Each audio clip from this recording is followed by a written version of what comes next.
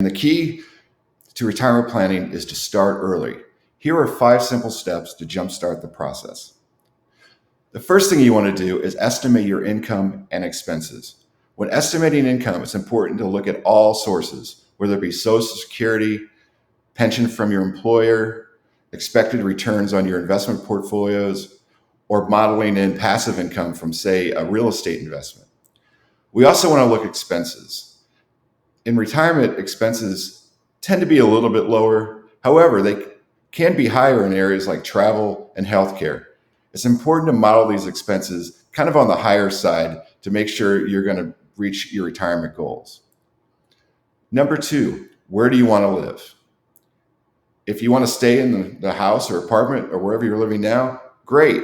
But if you're looking to relocate, it's important to look at each state's structure of the way they tax its residents.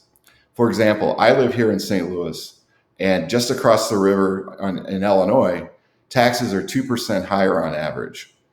If I live in Illinois and I move to Florida, it might be as much as 3% less in taxes by relocating to Florida. So it's important to take all that into account, as well as personal property tax rates. Number 3, lower your taxes for retirement. If you're a few years out, does it make sense for you to convert an old traditional IRA to a Roth IRA? We can model that to show paying taxes now and then letting that converted money grow tax-free. So when you actually do start taking that income, you're not going to be paying any taxes on that. Another way you can lower taxes in retirement is if you're contributing to your employer's 401k, you may want to consider switching those contributions to a Roth 401k.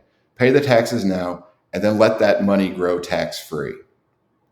Number 4, let's take a look at healthcare. In the United States, we qualify for Medicare at age 65. That makes sense for most people, but there are also other alternatives out there that you might want to consider. Another issue that pops up a lot with clients is long-term care and how that's going to be funded. For people with significant assets, you may just want to self-fund that long-term care and not really worry about it. However, if you're concerned about your assets and eroding those from the expenses associated with that, you may want to purchase a long-term care policy. One of the tricks that we've been using lately is converting old life insurance policies to new life insurance policies that have long-term care riders on them. And those riders provide a fixed benefit for you in a long-term care facility. Last and not least, number 5, what do you want to do in retirement? Is it travel? Is it picking up a new hobby? Is it playing golf? When developing a plan with a qualified advisor, it's important to incorporate all those components into the plan.